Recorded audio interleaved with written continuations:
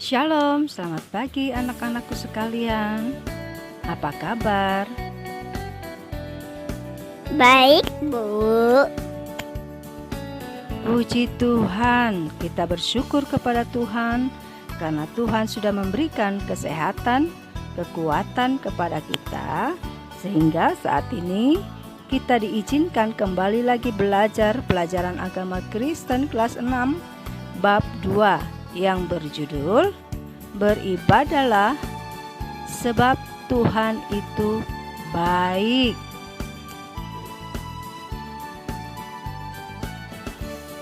Pelajaran ini dapat kita lihat di dalam Ulangan pasal 10 ayat 12 sampai 22 dan Mazmur pasal 100.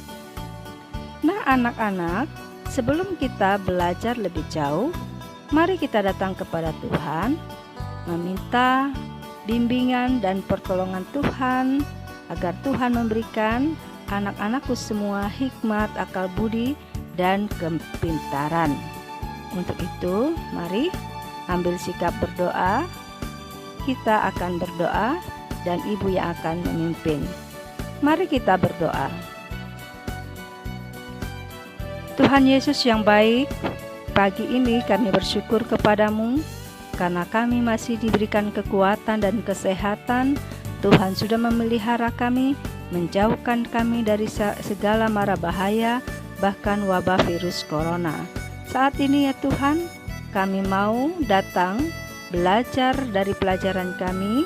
Tuhan tolong kami agar kami mengerti dan memahami pelajaran yang akan kami pelajari dan kami terapkan di dalam kehidupan kami. Terima kasih Yesus. Kami sudah berdoa. Amin. Anak-anakku sekalian, di dalam Ulangan pasal 10 ayat 12 sampai 22 adalah merupakan nasihat kepada bangsa Israel agar mereka senantiasa taat dan bersyukur kepada Tuhan. Mengapa? Karena Tuhan selalu baik kepada bangsa Israel, meskipun mereka sering menyakiti hati Tuhan dan membuat Tuhan sedih. Tetapi Tuhan selalu setia dan tetap baik kepada mereka. Bangsa Israel dan keturunannya selalu menyakiti hati Tuhan dengan cara menyembah berhala dan melakukan perbuatan-perbuatan yang buruk. Misalnya, mereka tidak peduli pada orang yang kesusahan, membuat orang lain menderita dengan menyakiti hati mereka. Namun, Tuhan tidak pernah dendam. Ia tetap mengasihi orang Israel dan meminta mereka melakukan kebaikan sama seperti yang Tuhan telah lakukan kepada mereka. Di dalam Ulangan dikatakan bahwa Allah membela semua orang tanpa memandang bulu, tanpa memandang latar belakang. Tuhan mengasihi istri yang tidak memiliki suami. Tuhan mengasihi anak-anak yang tidak memiliki orang tua. Tuhan mengasihi ayah maupun ibu. Bahkan Tuhan juga mengasihi orang-orang asing yang bukan Israel. Karena itulah Allah meminta orang Israel juga melakukan kebaikan kepada semua orang tanpa terkecuali. Di dalam Ulangan pasal 10 ayat 12 sampai 22 ada bagian firman Tuhan yang mengatakan, "Beribadahlah kepada Tuhan Allahmu dengan segenap hatimu dan dengan segenap jiwamu." Artinya, Tuhan meminta bangsa Israel untuk sungguh-sungguh mengasihi Tuhan. Jika mereka mengasihi Tuhan, pasti mereka akan merindukan Tuhan, sehingga mereka akan selalu mencari Tuhan dimanapun mereka beribadah. Jadi, cara mencari Tuhan adalah dengan beribadah. Mengapa Allah memerintahkan bangsa Israel untuk beribadah? Karena di dalam ibadah bangsa Israel akan diajarkan bagaimana mereka harus membuktikan bahwa mereka sungguh-sungguh mengasihi Allah melalui kehidupan mereka sehari-hari. Contohnya, menolong orang yang kesusahan, mendoakan orang yang sakit, peduli kepada fakir miskin, memelihara alam, dan lain sebagainya. Bahkan di dalam Mazmur pasal 100 juga mengatakan bahwa Allah adalah gembala kita. Sebagai gembala, Allah tidak akan membiarkan kita mengalami kecelakaan. Ia akan melindungi kita dari segala macam ancaman, bahaya. Oleh sebab itu, marilah kita datang kepada Tuhan. Bu, saya mau bertanya, ibadah itu apa sih? Nah, ibadah itu bukan hanya sekedar berdoa. Ibadah lebih sering dipahami sebagai kebaktian yang terdiri dari beberapa unsur. Misalnya, nyanyian, doa, pembacaan Alkitab, khotbah, pengakuan iman, persembahan, dan lain-lain. Unsur doa di dalam ibadah adalah melalui doa kita bisa berbicara kepada Tuhan. Nah, doa juga di dalam ibadah ada bermacam-macam. Ada doa pembukaan untuk memulai ibadah, ada doa ucapan syukur, mengucap syukur karena Tuhan telah memelihara. Ada juga doa pembacaan Alkitab sebelum mendengarkan firman Tuhan, maka perlu berdoa. Kemudian ada juga doa pengakuan dosa, yaitu doa permohonan untuk agar Tuhan mengampuni segala dosa dan perbuatan kita. Ada doa syafaat. Doa syafaat adalah mendoakan bermacam-macam orang-orang yang kita tidak kenal, orang-orang sakit, bangsa dan negara, dan lain sebagainya.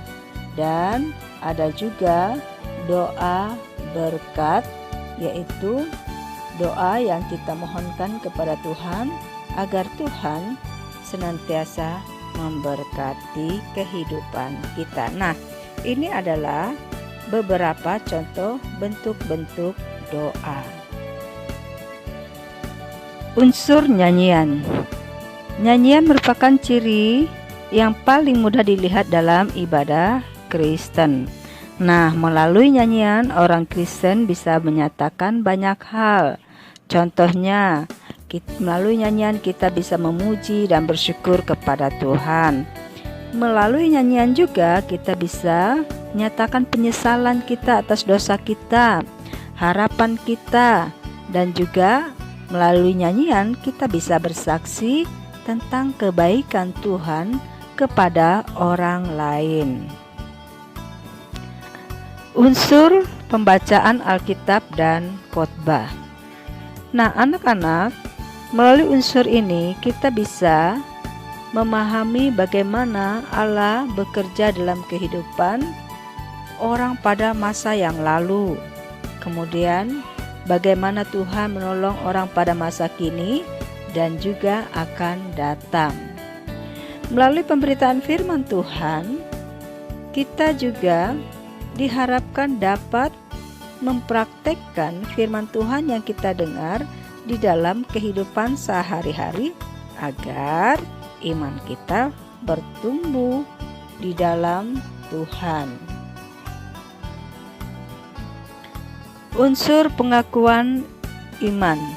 Unsur ini adalah unsur yang biasanya terdapat dalam kebaktian umum. Ada 3 macam pengakuan iman Kristen seluruh dunia, yaitu pengakuan iman rasuli, pengakuan iman Athanasius, dan pengakuan iman Nice Konstantinopel.